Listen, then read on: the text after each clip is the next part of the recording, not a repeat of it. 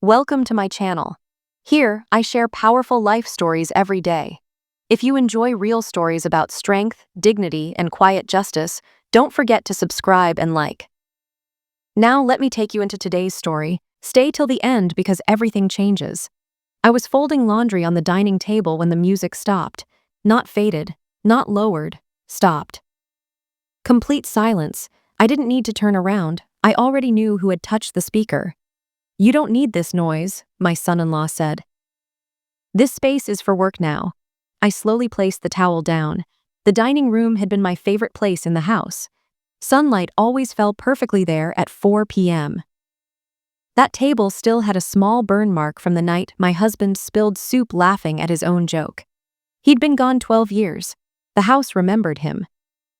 But apparently, the people inside no longer remembered me.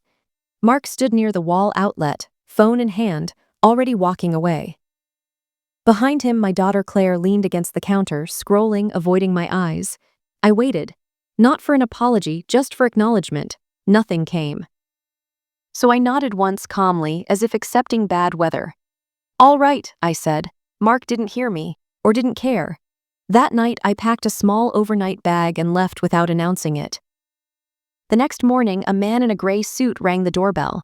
Mark opened the door barefoot, coffee in hand. "Yes," the man smiled politely. "Good morning." "I'm here on behalf of the property owner." Mark frowned. "The owner?" "Yes," the man said, adjusting his folder. "Mrs. Alina Brooks," Mark laughed. "My wife's mother." "She lives here," the man nodded. "For now." "Let me go back a little. I bought that house 30 years ago, every mortgage payment, every repair, every tax notice. When Claire married Mark, they were struggling. I told them they could stay for a while. That while turned into 5 years. No rent, no utilities, no questions.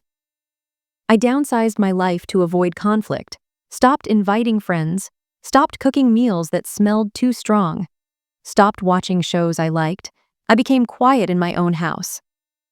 Until that afternoon, when my music was turned off like a switch.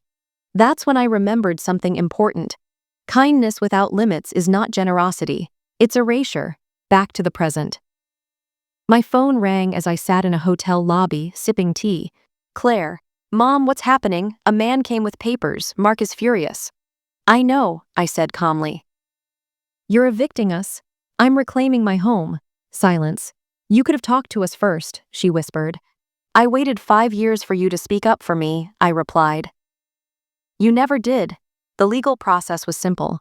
No lease, no rent history, clear ownership, 30 days, utilities transferred, accounts separated. No yelling, no drama, just paperwork. Funny how paper speaks louder than shouting. 3 days later, Claire came to see me, not at the house. At a cafe, she looked smaller, not physically, emotionally. "He says this changes everything," she said. "He says you've turned against us." I stirred my coffee. "I didn't turn against you," I said. "I turned back toward myself." She looked up. "What if we fail?" I met her eyes. "Then you learn like adults do." On the 30th day, the house was quiet, boxes gone, walls bare. I walked room to room slowly. The dining table stood where it always had. I turned the music back on. Same song, same volume. This time, no one touched the speaker. I sat down, alone but not lonely. The house remembered my name again, and so did I.